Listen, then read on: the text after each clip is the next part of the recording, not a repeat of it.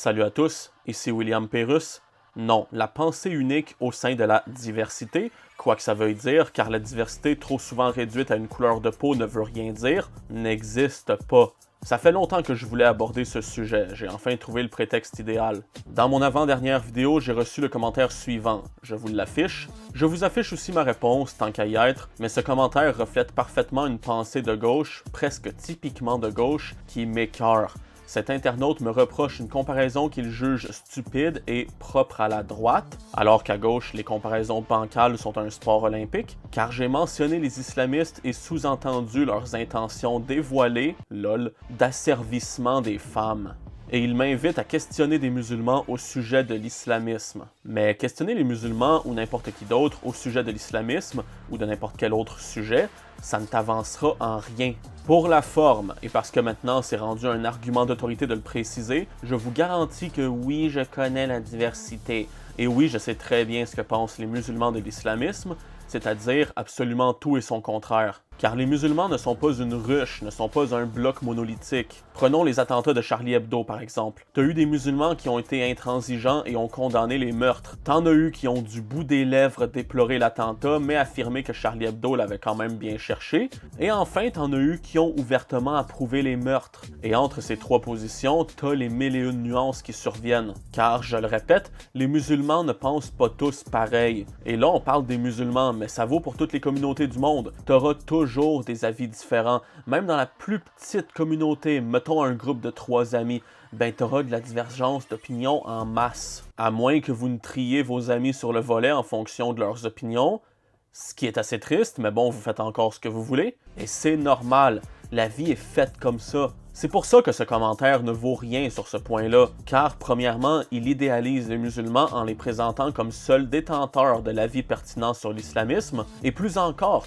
il les présente comme étant tous détenteurs du même bon avis sur la question. Je suis désolé, mais ça n'existe pas. On l'a bien vu au Québec qu'aucune communauté ne pense ou n'agit comme une ruche intellectuellement homogène. On s'est quand même claqué 50,6% de non, de Québécois, de crises de traîtres qui ont retardé notre indépendance. Vous me connaissez, il fallait bien que je vous titille un peu, c'est de bonne guerre. Si ça, c'est pas un bel exemple de l'inexistence totale de la pensée monolithique dans un groupe, je sais pas ce que c'est. Car si dans le Québec de l'époque et ses 7 millions d'habitants, il n'y avait aucune uniformité de pensée, pourquoi en attendez-vous de l'islam et de son plus d'1 milliard de croyants? C'est impossible, c'est juste impossible.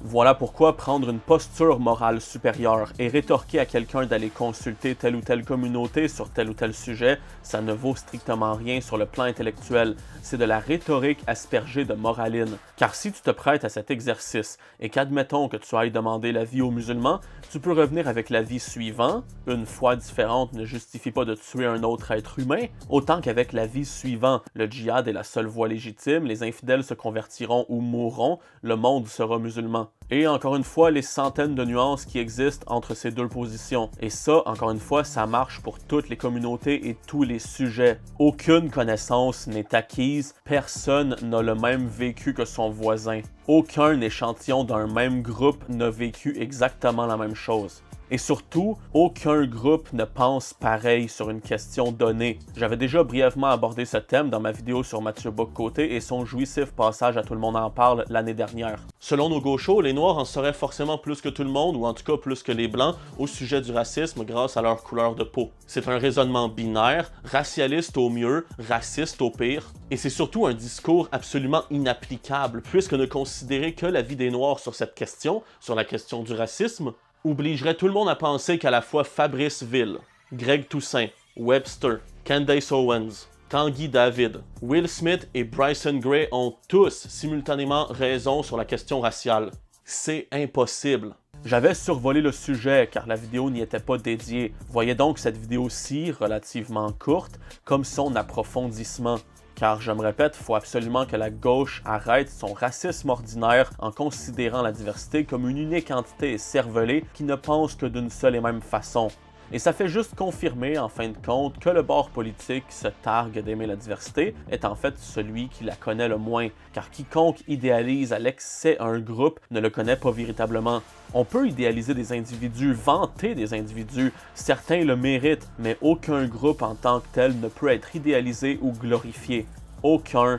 Il y a trop de discordances d'opinions, de mœurs et d'actes dans les groupes pour se le permettre et demeurer cohérent avec ses idées. Voilà. Pour de bonnes doses de nuances, mes romans sont disponibles en description. Abonnez-vous si vous n'êtes pas raciste. Bonne journée à tous.